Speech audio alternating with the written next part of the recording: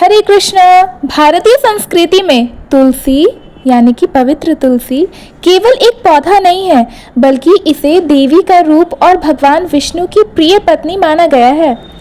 घर के आंगन में तुलसी का पौधा होना न केवल शुभ और पवित्र माना जाता है, बल्कि यह मान्यता है कि जिस घर में तुलसी होती है वहाँ भगवान विष्णु और माता लक्ष्मी का वास होता है।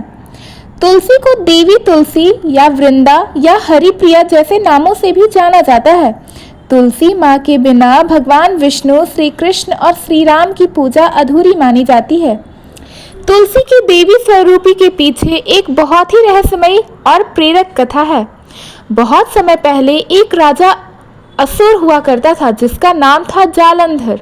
वह समुद्र से उत्पन्न हुआ था और अत्यंत पराक्रमी, वीर और अद्भुत शक्तियों वाला था। उसका विवाह हुआ था वृंदा देवी से, जो तुलसी का अवतार थी। वृंदा देवी अत्यंत पतिव्रता स्त्री थी। उनके तप और सतीत्व की शक्ति से जालंधर अजय बन गया था। देवता भी जालंधर को हरा नहीं पा रहे थे, क्योंकि वृंदा के सतीत्व के कारण उसे कोई पराजित नहीं कर सकता था।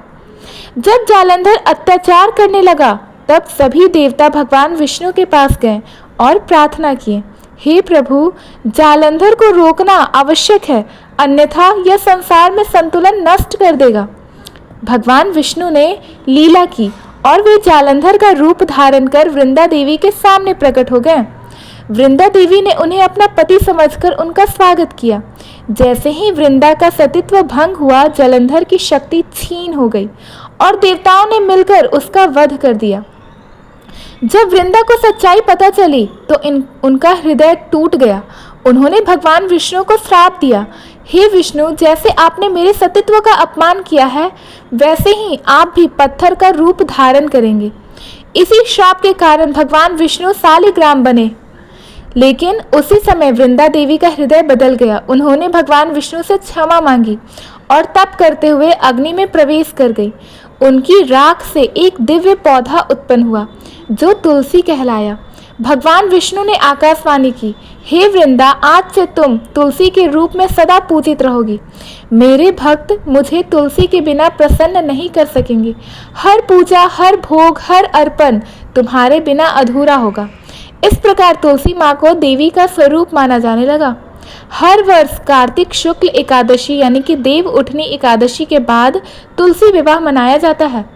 इस दिन तुलसी माँ का विवाह शालिग्राम यानी भगवान विष्णु से कराया जाता है। इस उत्सव का महत्व इतना है कि इसे देवताओं का विवाह पर्व भी कहा जाता है।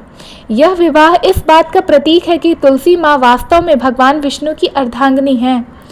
वृंदा जो थी वो नारायण को अपने पति रूप में पाना चाहती थी, पर लक्ष्मी माता उनकी पत्नी है, तो अब वो क्या करे। तो उन्होंने एक पतिव्रता धर्म का पालन किया, जो कि जालंधर के पत्नी के रूप में हुआ।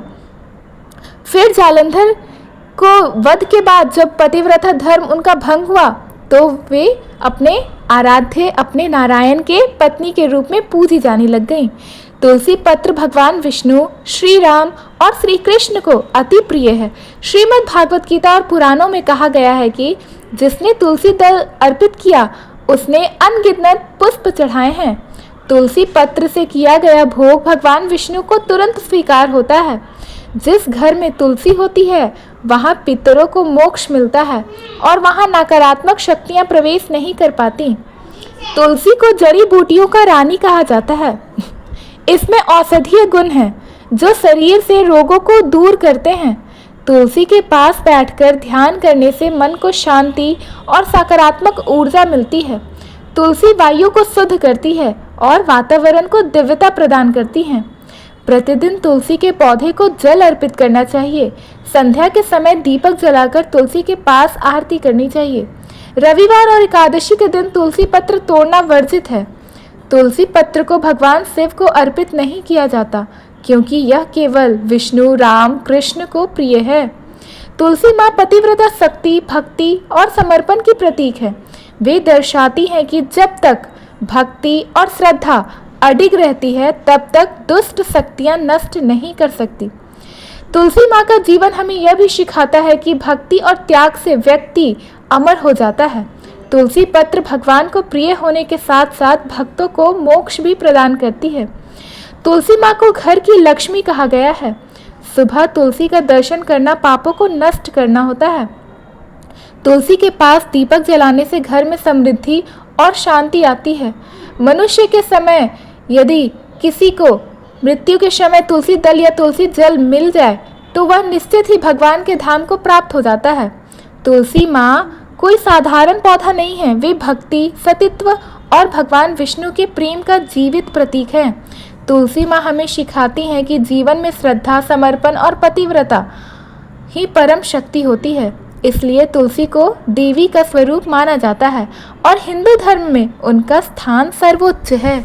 धन्यवाद। अगर आपको तुलसी माता की ये कथा अच्छी लगी तो प्लीज़ हमारी वीडियो को लाइक करें, अपने फ्रेंड्स फैमिलीज के पास शेयर करें और नए हैं तो हमारे चैनल को सब्सक्राइब करना ना भूलें। राधे राधे, हरे कृष्णा, श्रीमन नारायण। धन्यवाद।